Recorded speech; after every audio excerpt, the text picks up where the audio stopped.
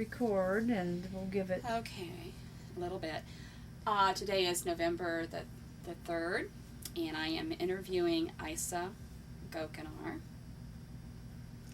And the first question I have is, what is your maiden name? Hostetler. Okay. When were you born? June 24th, 1923. And where were you born? On the Haldeman Farm on Bechtel Road in East Union Township. Who were your parents?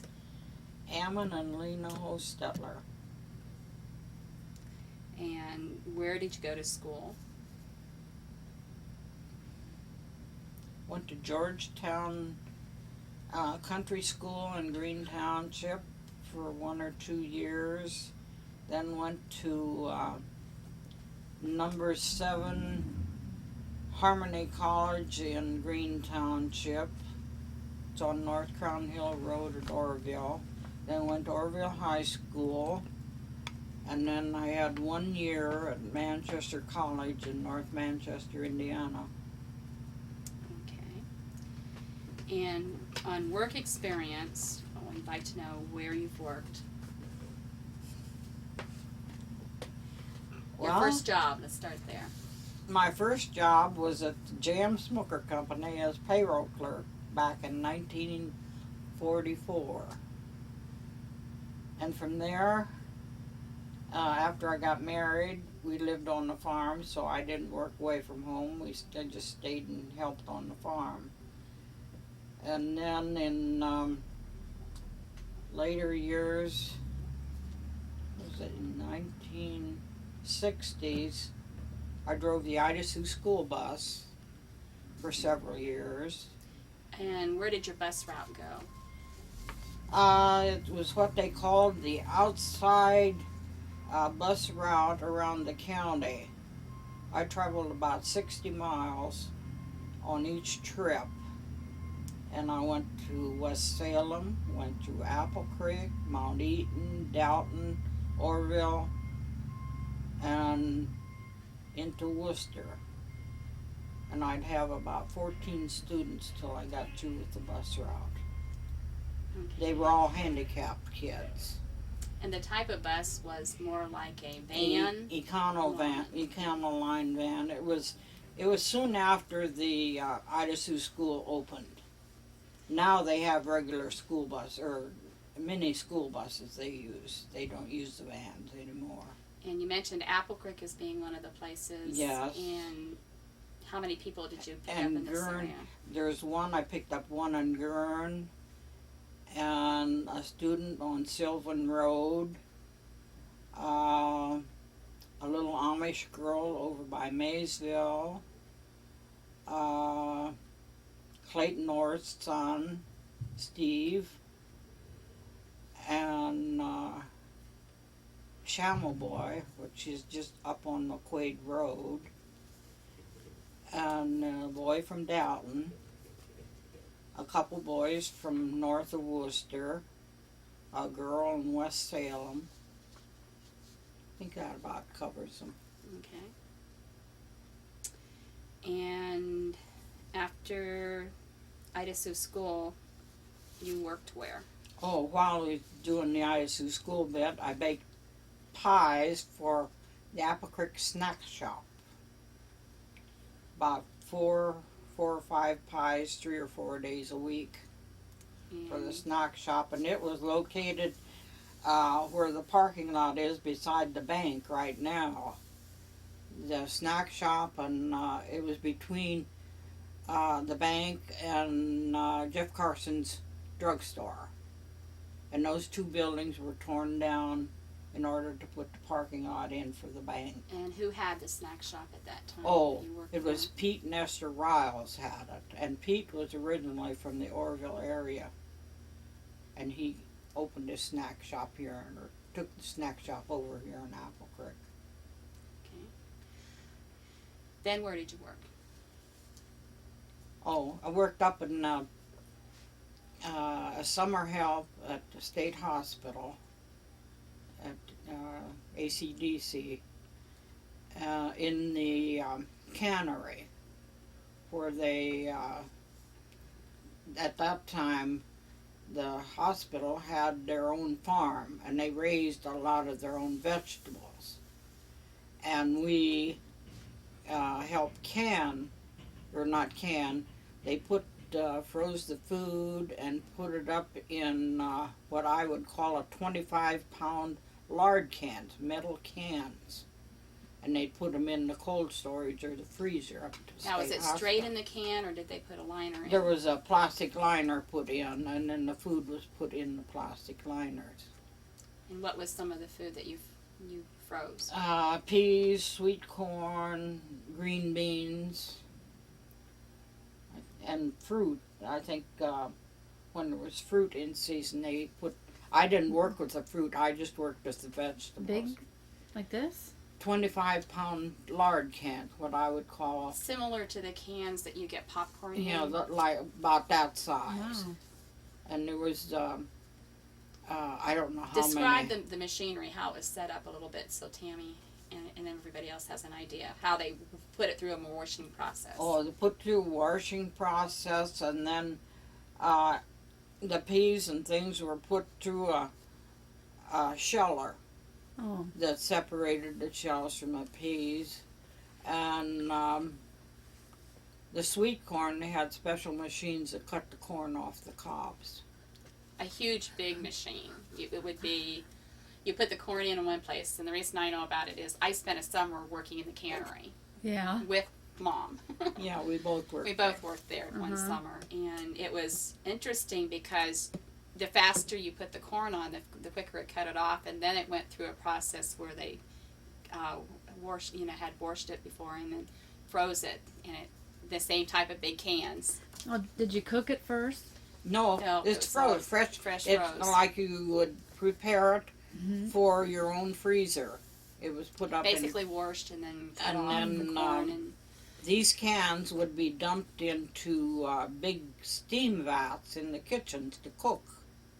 Okay. They would have certain number, I don't remember how many would go in a vat, but Mm-hmm. they were big steam kettles or steam vats that they cooked them in. Okay, because I've frozen corn and I would blanch it for a couple minutes before we cut it off. So I they don't cooked, think they I didn't don't think blanch they these. blanched. They I just don't- put it through a washing process. and they cooked it after they canned it, Mhm. after they put it in the can. Oh. Well, no, after they done it in the cannery, it was put in cold storage, and then it freezer. wasn't cooked until it was ready to be cooked for Oh. the residents. It was they had a huge freezing system. I guess, That and they all put it all in. that was used for the residents only. It was only used for the people up at the ACDC. Mm-hmm. Now you worked in the cannery, but you also worked a couple Then other I places. was moved when they were short on. They needed somebody to help serve meals in the cottages. So I worked for a while in Cottage C, serving breakfast, and I think I helped serve with lunch too. And there were 4 of us that worked that served the meals. What time did you go to work? We served breakfast at 7. I imagine I went in around 5:30, something like that, when I worked in the cottage. And then from there, they needed someone to cook in the hospital building kitchen. So I worked as a morning cook in the hospital kitchen. And I went into work at 5:30 then, cooking big vats of oatmeal and cooked cereals, and we made scrambled eggs in big pans. Everything was in large amounts. Do you have any idea how many people you were cooking for? I don't remember. It was for the patients that were hospitalized. Mm-hmm. And some of the people had to have, after the food was cooked, we had to put it through a food grinder because they couldn't swallow the whole food or couldn't chew it. so it had to be put through a food grinder or chopper Mhm. to make it, or Now, to like get- a strained food. Okay. To get the food from the kitchen to the wards where the people were. They had what they called steam trays or steam tables that they loaded these pans that were the food was cooked in, and each pan was numbered or was for each ward that it went on in the hospital. And the food carts were mobile, that they could Yeah, roll them out of they- the kitchen. They had what they called the cart room, and they'd move these carts into the kitchen. They would be loaded up and put back in the, and then the aides or whatever they had in the hospital would take the food carts up to the rooms where the people were. But that would keep them warm then. Yeah. 'Cause I saw- Well, these carts had heat on them too, or they were warming carts. When was this? What years? 1966 to about 67 or 68. Is That's what when the you year. were in college. It was in the 60s. Mm-hmm. But I imagine it's a lot different now than what it was back then, because they always make improvements. Okay, then from there you went to work at. I helped open the Golden Bear Drive-In, Oh. and that was owned by Jack Clampett and Tom Tish, who were the owners of TJ's in Worcester. They had the snack shop, No, the or not drive-in. the Golden Bear Drive-In. They had the building built, and they started it. And I worked there 3 years. Was it more of a restaurant? The Golden Bear. Yeah. It's Was it it's ice the cream? drive-in down Was here. it ice cream then too? Or Yeah, was it's it, just like it. I think it is just like it is now. And they had, well, it's fast food. We had hamburgers. We had hot dogs. We had Chicken, you know, we Chicken had and French chicken, fries. French fries, onion rings, mushrooms. mushrooms, and one thing I remember I'll never forget is this just popped to my mind. One night, it was a Friday night, a football night. We closed at 11 o'clock in the evenings on weekends, and we were just ready to close, and 2 school buses pulled in from a football game out at Waynedale, loaded with band and cheerleaders. They said, "Will you please stay open? Our kids are hungry. We would like to eat." They were from Mansfield Madison High School, and they were on their way back after the football game.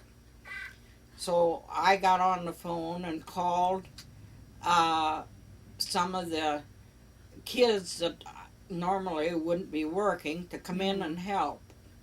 And we worked, I think, Bob, my son, was at home. I called him. He came down and he flipped hamburgers.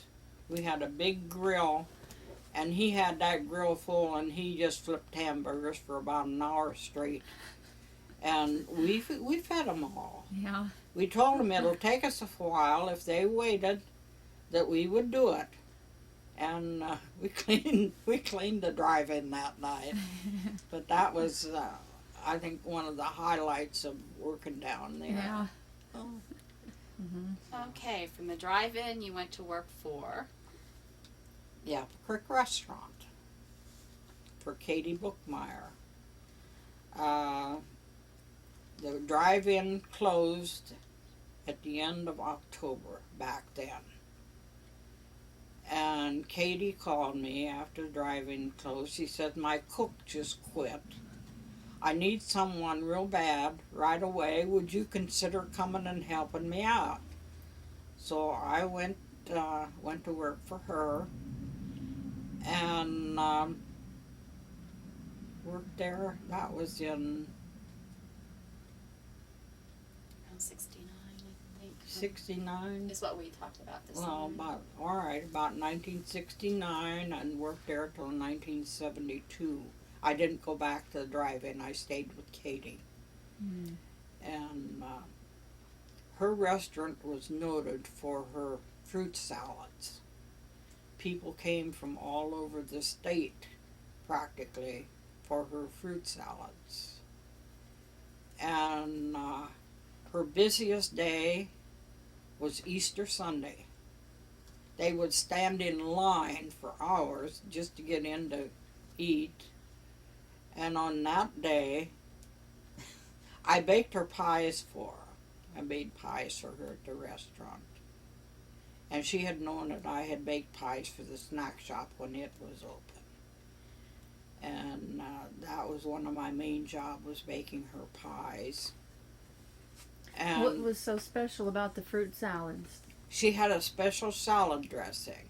Now, her fruit salads were all fresh fruit. And That's at one their time in the summertime, when the fresh fruit was in season, she had as high as 16 different fruits on a fruit salad. The plates were The square. plate, her salad plates were square. And she always used fresh fruit on her fruit salads. And she had her own special dressing. She would not let anyone have the dressing. Mm-hmm.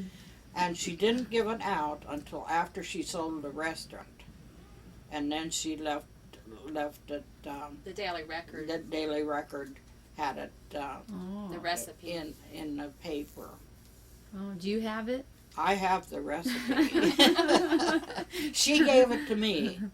Yeah. When I quit, she gave me the recipe, but with the understanding that I give it to nobody. Yeah. But I have never made it. She had, well, in fact, Katie didn't even make it herself. She originated the recipe, and I imagine at first she made it herself. And she had 2 boys that helped her out and Name helped the out boys. in the kitchen. Howard and Clifford Busey. And Cliff was the one that made her salad dressings. Ah. And that every Saturday, his job was to make this fruit salad dressing, so we had a fresh supply for over the weekend. When you worked there, was the snack shops? No, It had gone well, by then. it had closed Closed. by then. Okay. And you might want to say, too, compare baking pies at home in your kitchen to baking pies Oh, at the restaurant.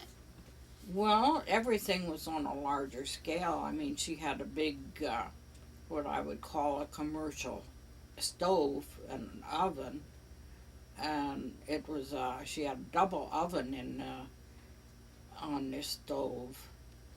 And I think she only used both ovens as when we baked the pies, and I think each oven held 8 pies at a time. And like for Easter weekend, I'd bake anywhere from 20 to 40 pies. Get up, go in at 5 o'clock in the morning and bake pies for a couple hours. Wow. And Katie mixed her own pie dough. She mixed a pie dough. Nobody could mix that. But I made the pies. Mm-hmm. But I don't know what else about the restaurant. She had high school girls helping as waitresses. And then her day waitresses was Ada Amstutz and Jerry Buss. And then the high school kids would fill in when they weren't in school. Hmm. And there's any number of the girls around town that worked there for Katie, or down at the drive-in, both. They used high school girls at the drive-in too. Hmm. And, Alice Starr was the manager, first manager of The drive. Golden Bear, and Kay Cutting worked there too.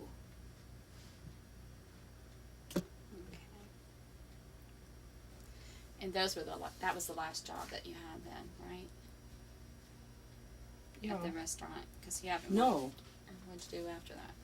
And after quit that, I was substitute teacher out at John R. Lake. At teacher, cook.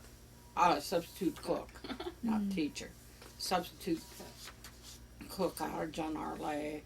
Worked with Betty Rather. Betty Rather was in charge of the kitchen at that time. Why did you go to work at the school? Oh, they needed someone as a substitute cook because Betty Bowman was expecting a baby and was having complications and needed to be off work. So I worked at that for 4 months. Yeah. And filled in for her. Now, how was that cooking different from the other cooking jobs? It was similar, not on as large a basis as what it was at the state hospital. It was different than at the restaurant because at the at the junior high or the schools, they cooked in bulk, but not as for as many people as they did the other places. The school, there wasn't as many people at the school as there was at the hospital? Up at the state hospital, we cooked in larger quantities up there than we did out at the school. Wow. What was some of the things that they were noted for cooking out there? Out at the In school? Yeah. Oh boy.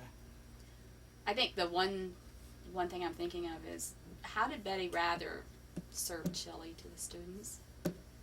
Oh, You have to tell this story. I had forgotten about that.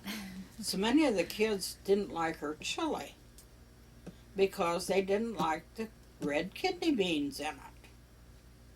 So what she did, before she put her red kidney beans into the chili, she run them through the blender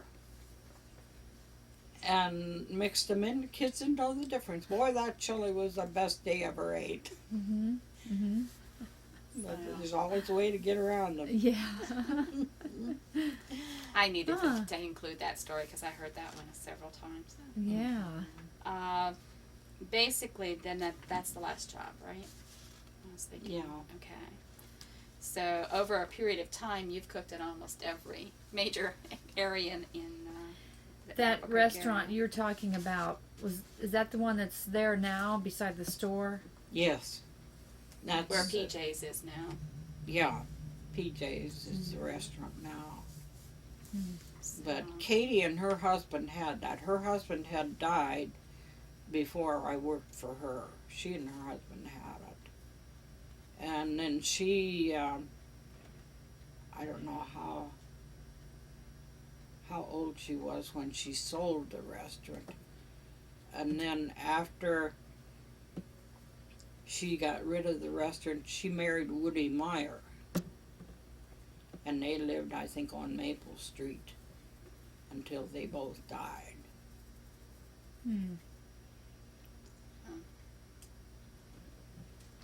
Okay, that covers places that you worked. And Oh, one thing about the restaurant I just happened to think of. One evening I went home and my son Bob worked at the gas station for Wilbur Stauffer. And he says, Mom, he said, did you have a elderly couple come in to eat? I said, well, there's a lot of them come in and out of there. Well, he said, this couple in particular asked me where there was a good place to eat. And he said, I told him to go across the street to Katie's. And he said they went over and they ate and they came back and they said they made a point of coming and thanking me for sending them to the restaurant. And he said they asked him how he knew that it was a good place to eat. And he says, I told him my mom's the cook over there. He got the biggest kick out of that. he did. But he said it surprised him that they made a point of coming and thanking him for sending him to the restaurant. Yeah. Okay. Go to some personal information questions from the sheet that I have. What are some of your earliest memories of life in East Union Township? In this case, I know you were born here, but you moved out of the area. What do you remember when you first moved to the area? We moved back in 1959, I think it was, and we moved on Esther Iman's farm outside of town. And we were out there for a number of years until Lester, the cow kicked him in the knee and knocked the cartilage loose in his knee, and he had to have knee surgery, and the doctor said get off the farm. So then he got a job in the shop, and we moved off the farm.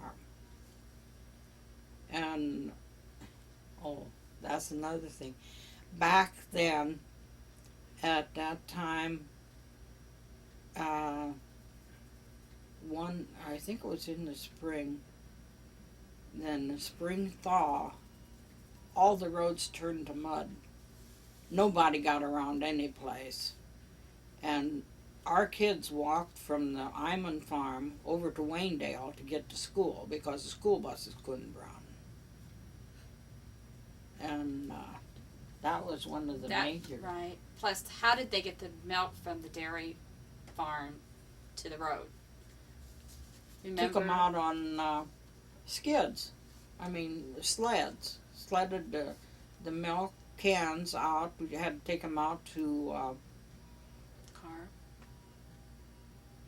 out to Carr Road in order for the milk to be taken from the farm for several days or until they could get the roads cleared enough to get the trucks in. What road was that farm on you're talking about? Weldy, Road. Weldy. just across the valley here. So, trying to think of what else back there. The flood in '69.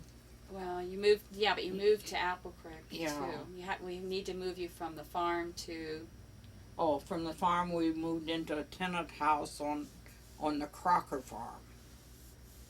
Up out on Oil City. which road? Oil City Road. Oh, Oil City Road.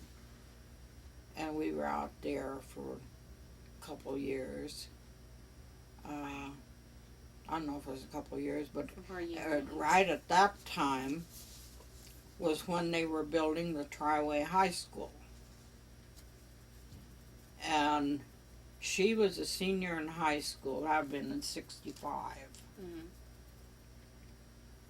And they divided the area into Worcester, Triway, Shreve at that time. and Shreve. It was Shreve, and it changed to Triway In Southeast. and Southeast. They split that area out there up, and where we lived, they moved us into the Triway district, and the kids wanted to go stay in Southeast local. So since she was a senior, she could go to Waynedale to finish if she furnished her own transportation. Bob was a freshman in high school. He had to transfer from Apple Creek to Triway High School. He had his freshman year at Triway High School. Ronnie went from Apple Creek Elementary to Franklin Township School Because you moved there. because we moved out there. And then our youngest son, Ricky, was in Worcester Township School. And I was driving the Ida Sioux school bus at the same time. And we were in the process of moving. We were getting a house here in Apple Creek to move back into the Southeast District. And I was driving the Ida Sioux school bus then. And it was the year when, instead of changing the clocks back for the school at Southeast Local, they started the school year on slow time. So I had the kids in the Triway district going on fast time. She was on slow time, and I was on fast time with the Odyssey school bus. And my school bus route made it that I drove past Waynedale every day. So I took her and picked her up. And shortly thereafter, we moved to Apple Creek. It was rather confusing there. That lasted, a couple months. Right. But Southeast was different in the fact that they had stayed on slow time. It was before it was mandatory when everybody went to daylight savings time. Everybody in the county switched. Well, at that time, different areas had the right to choose if they went fast or slow, which was unusual. And it just happened that we were in a position where we were caught between where we decided to go to school and the different things. And it was interesting how it was all set up. So you drove school bus after all the cooking jobs? No, it was that was before. Okay. That did was that before. earlier. That was in the earlier Time. And then Mom and Dad moved into what's where Naaman and Christine Dalton lived on 44 East Main Street in Apple Creek. The bungalow house just before you go down to the bridge along 250 towards Waynedale. And that's where you moved before you moved here. Yeah.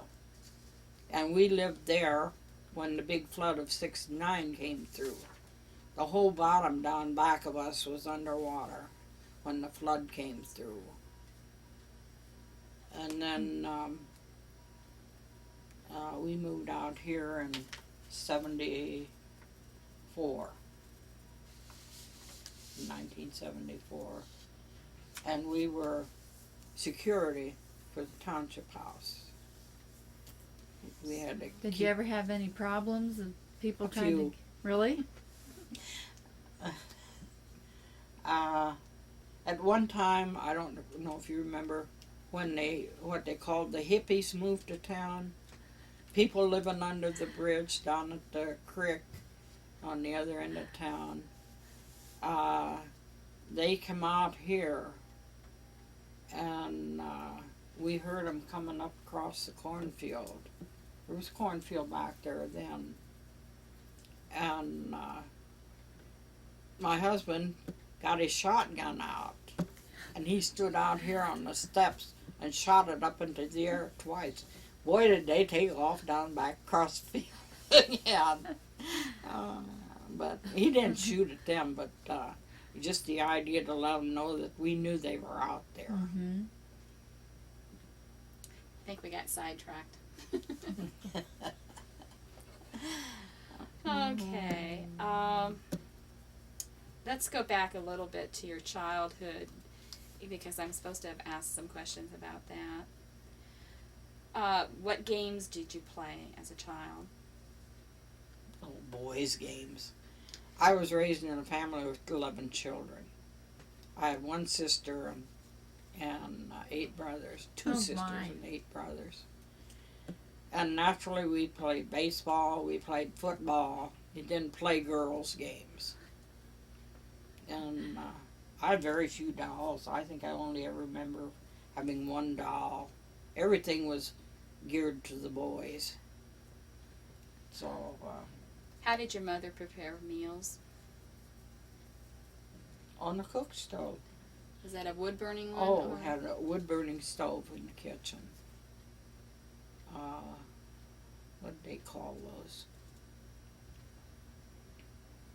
I don't know. It was, I know we had to carry wood in and had to have it cut to a certain size to go into the stove. What types of foods did you eat that may differ from today? For meals, because I know you grew up in the Depression area, and there were some special meals that Grandma cooked for that large a family. Well, I know we living on the farm, I don't think food-wise it affected us as much as if you lived in town. Because we raised, what we ate, we raised. So food-wise, I don't think it made that much difference. We had our own potatoes, and we had always had our own garden. We did all our own canning. We bought very little food that I can remember of. And Mother always baked her own bread.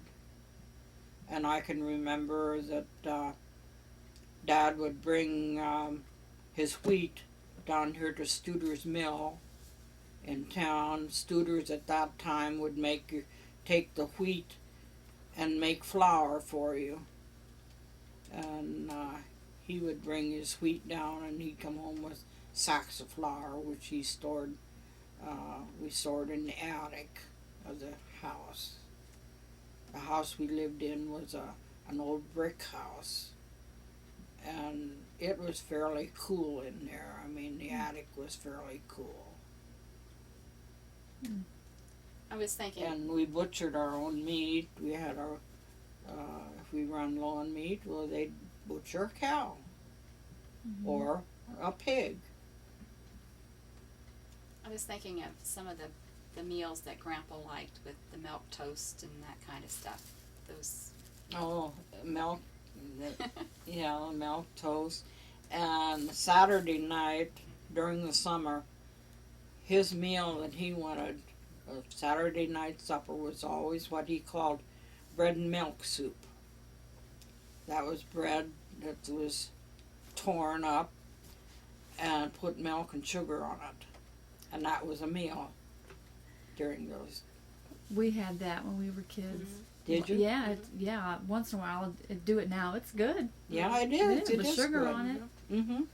Yeah, that was our Saturday night supper, and he always liked fried mush with pudding. No, you know what I mean? Liver pudding. Mm-mm. Now, what, That I don't know. the Pan pudding type pan stuff. pudding. I guess they call it pan pudding now. We always call it liver pudding.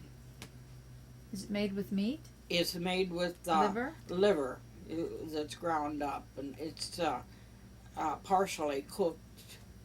And I think the liver is partially cooked. And they always made their own pan pudding, and would cook it in outside in a big what they called a copper kettle, and then they would grind the pudding up, and then would put it in gallon crocks, and then would put on top of that a layer of lard to seal it. See, back then they didn't have the refrigeration that we do now. How else did he store stuff? Because the next question is, how was food stored before refrigerators? And you already started that. And like your cabbages, your carrots, and red beets, and things like that, your root crops.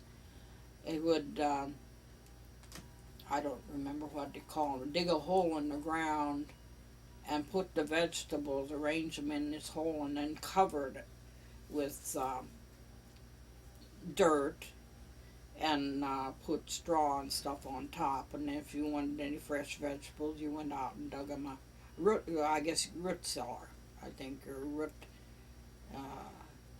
hole. And that's how they stored some of them. Could you go out in the middle of winter? And Yeah, the straw kept the the straw ground from and freezing. things kept it from freezing. Mm. That's the way they kept some of it. Mm. How did your mother do the laundry? With a washboard. Washboard. And wash tubs. Wring everything out by hand. And she made her own soap using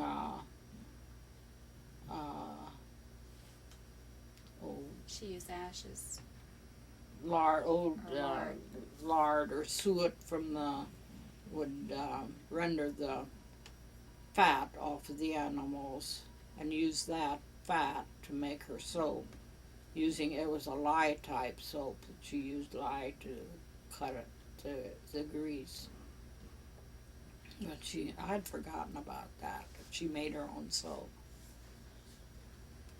Boy, washing clothes for 11 kids, you never get done. You didn't. They always wash. You were always washing.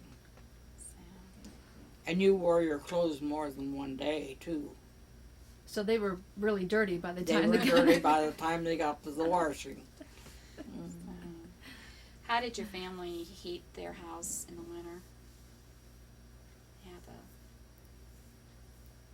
Have a wood stove? We had what they called a heating stove. The stove in the kitchen kept the kitchen part warm, and the heating stove more or less kept the rest of the house warm. And then Grandpa put a big furnace in. Yeah, Remember, he had that system in. Had the furnace system put in. Okay. And your parents, you were raised on a farm, Right. Okay. And this was near Orville that you were raised on the farm. Yeah. Okay, let's go back to this area. Any special memories that you have of grade school? Mm-hmm. I went to 2 different one-room schoolhouses. The one was, How did you get to school? Start there. we walked. Okay. We walked to school. There were no school buses back then. And the last grade school I went to was when they closed the county grade schools and everybody went to the city schools. We lived just on the borderline between Green Township and Walkman Township. So we were annexed into the Orville City school system. And that's when they went into busing the kids. Before that, you walked to the country schools. If you lived 3 miles away from the school, you walked the 3 miles, or your parents took you. But I was in this 8th grade in school when we were transferred into the Orville School District. But up until that time, I went to one-room schoolhouse. Any school pranks that come to mind? No, not really. Were you involved in after-school activities? Not too much. Since you rode the school bus, the activities after school, then you'd have to walk home. And back then, the winters and everything, it wasn't very nice walking. Yeah. So I wasn't involved too much in after school activities. What was dating like when you were in school? I didn't. Okay. Just didn't. I wasn't. The rule was I didn't dare date till I graduated from high school. So I didn't date in high school. Mm-hmm. Okay. Did your family have any special holiday traditions? The one main was that up until after we got married was, even then, we always got together on Thanksgiving. Family would get together. We broke the tradition, my family did. The one year, Bob was down at Ohio State. He was in vet college. And just a few weeks before Thanksgiving, he was exposed to rabies and was confined to campus. He didn't dare leave. So we broke the family tradition by making a Thanksgiving dinner and taking our family and going down to Columbus and spent the day with him in Columbus, where he was taking treatment for rabies. They said if he wouldn't have had the treatments, he would have had rabies. Wow. So he was lucky that way. Okay, and let's see. Did you receive any special holiday presents, like at Christmas? Well, everybody got Christmas presents. Were they like toys, clothes? Mainly clothes. Because back then, clothes were more important than what toys were. Your mom make them? No. My mother didn't sew. Mm-hmm. Didn't she have time? With 11 kids? Basically, if I remember right, you helped take care of the 11 kids. Yeah. From the stories you've told in the past. Each of the older kids helped take care of the younger ones. Mm-hmm. And I was fourth from the oldest. Mm-hmm. So we helped take, in fact, my sister-in-law, after we got married, said I was more of a mother to my baby brother than his own mother was. Mm-hmm. Because I took care of him quite a bit. Mm-hmm. Okay. Did you do anything special for Halloween? No. They didn't believe in Halloween. Okay. Did your family have horses? Do you remember horses on the farm? Yeah, we had horses on the farm.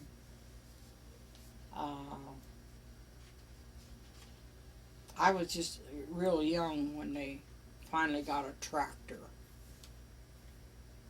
But I remember we had horses. No riding horse. Well, they rode the work horses. The boys would jump on them and ride them, but I mean, not a riding horse. And do you remember the first automobile or one of the first cars that Grandpa had? First one was an old Model T Ford. And then he had an old Buick. And then I think the last one he had was a Chevy. And how far from home did you go at that time, in the early time? The farthest I went was when I went to college. I went out to Manchester to college in North Manchester, Indiana. I was thinking like family trips or anything. No. That's your family. Well, yes, we did. I forgot that. We went on a family trip to Virginia. My dad's oldest sister lived in Virginia, close to Newport News, Virginia. And we did make a trip out there. I think that's the only long trip we ever took, was that one. And on the way through, my mother's parents, her father, was from Pennsylvania originally, and we visited some of his family on our trip through to Virginia. Okay, I'm going to switch gears here a little bit. What are your memories of the railroad that went through Apple Creek? Not very much. One thing I do remember of being said that during World War II, that Sue's dad rode the train through Apple Creek when he left for the service. And that would be about the only time that I would remember. I was thinking Aunt Mary said that she waved at him from their farm up on near McQuaid Road. Yeah. The troop trains, they knew what time they were leaving out from Orville and moving to wherever, Columbus. to Columbus for service. And they would go out and watch for the train to come. And then Aunt Mary Dietz said that she waved at my dad as he went past. He knew she was going to be out there, and he saw her. And he had written back to her Aunt Mary that he did see her, and he appreciated the fact that she waved at him when he left for service. That And was this World War II when he left. that was before you met him. Yeah. Yeah. Oh, that was before they were married. Well, we were in the same class in high school at Oh. Orville, but we never dated until after he came back from service, Mm-hmm. and we both worked at Smokers. That's where we finally got together. Oh. But Aunt Mary and Uncle Bill Dietz had a farm, and the corner of their farm, the tracks went through. And I remember Aunt Mary telling the story because I had lived with my aunt for a couple of years, and she had talked about the fact that my father was on the train, and she went out in the pasture and stood and waited till he came by on the train, and he waved at him on that. And I know that's one story. And when we were living on the farm, you could tell time by the train was the other thing that I remember, because Dad would know if the train was running on time from That the was on fact. McQuaid? No, Aunt Mary lived on McQuaid. We lived on Weldy Road, but you would hear the train whistle at certain times of the day, and you could keep track of time by the time telling, whether the whistle or the train was coming through on a certain time Well, frame. the train. And the tracks went it right was past here. Yeah, the track went out here at the end of the trailer. Where this building is over here used to be the railroad track. Mm-hmm. And there was what? There was one train went, I don't know Early which in the direction. morning. One went one direction in the morning and came back in the evening. Now, whether, I don't remember which one went which direction, but this was the route between Cleveland, Columbus, and Cincinnati. Oh. So, but it went south from here. And then when the floods came through, the tracks were washed out. Oh. And they basically lost major bridges south of us between here and Fredericksburg on the flood. While you mention the flood, describe the flood, what you remember of the night that it rained. Because I was out of state at that time. You were home. Well, do you remember the flood? Barely. That was 1969. 69, and it rained and rained and rained. The whole bottom, we lived on Main Street in Apple Creek, and that whole bottom was underwater. And at the time, I was manager down at the Golden Bear Drive-In.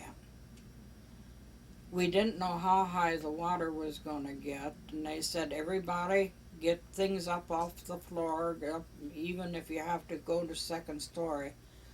So I and my boys went down, and we moved everything off of the floor and the lower shelves, everything up on the counters. And the bottom was filling up with water then, and we didn't know how far it would come up down there. But it didn't get up to the drive-in. But it was, we were lucky. There's some of the lower places down there got pretty badly washed up.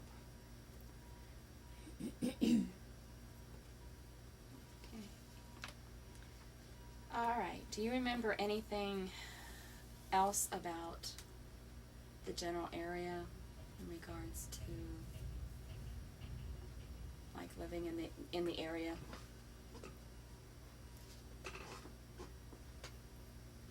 Like when you came to town, how did you get started at St. Peter's United Church of Christ? I think that's an interesting story.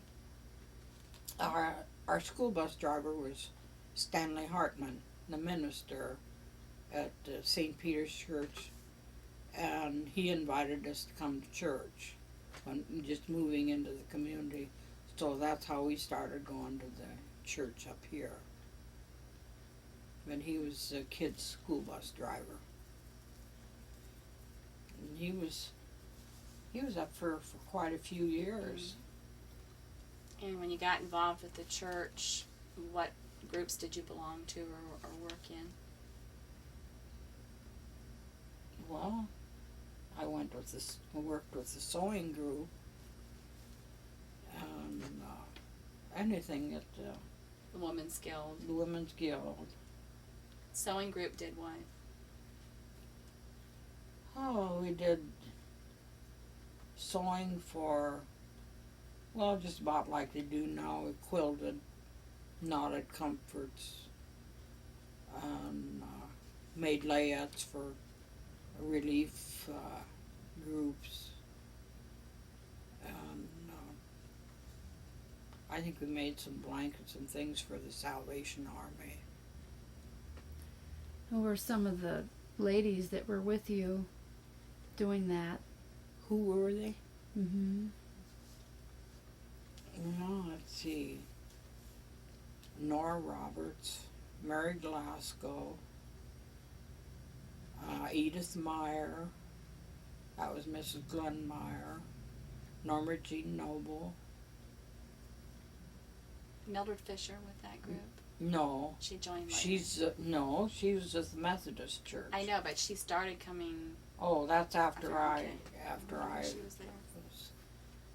left the group.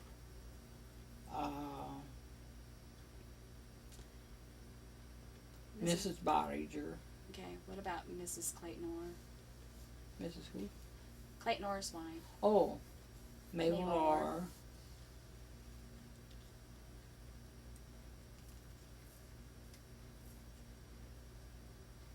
Was Pearl Beidle in that group?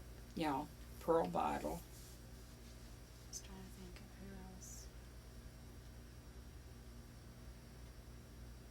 who else. Mrs. Tracy lived on Villard Street.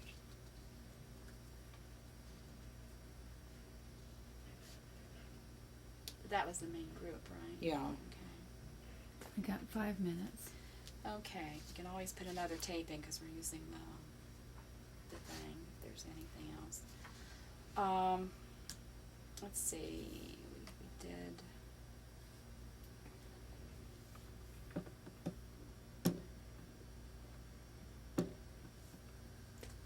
Let's see, are there any special people from the local area that stuck out in your memory? From the Apple Creek area?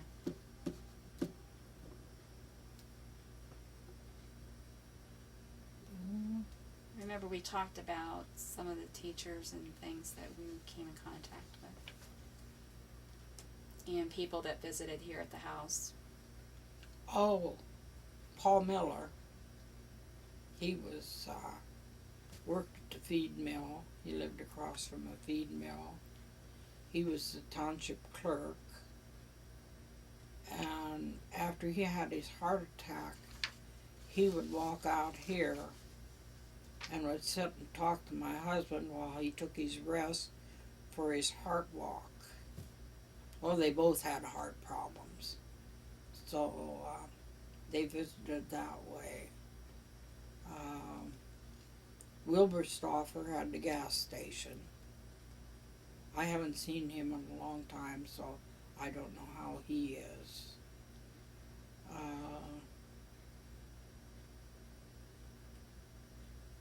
Who else would be? Oh, a neighbor that we had out there was Snowball Sowers. I don't know what his first name was. He was always Snowball. And what was his wife's name? Tim. Temple Sowers. Snowball and Temple. The Sowers. And the Bob Nobles lived across the street from us. And Norma Jean was one of the Orr family. And this area has a lot of Orrs living, and they're all related. And She was postmistress. yeah, Norma Jean worked in the post office. Ella Manson, she was postmistress.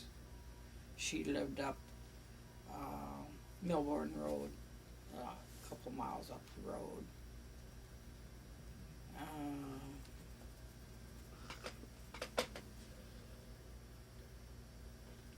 Ruth The Weldon. Bill Clark family. Right. How about Ruth Ruth Weldy. Welding? Ruth Welding. Ruth Weldy lived just the first house up here. She was a school teacher, and I became acquainted with her. Our youngest son had cancer, and she tutored him up until the time that he died. And Ruth and I, we became good friends. Then when she got older and had health problems, we would take her to get groceries. She'd go with us when we went grocery shopping, and and would do things with her. She's the one that had what they call Daffodil Hill. Her whole backyard was all full of daffodils. And in fact, she gave us a bunch of daffodil bulbs one year that we've got planted around here. And I mentioned Ruth Orr because she lives on a farm near Apple Creek. Ruth Orr. Yeah, Kenny and Ruth.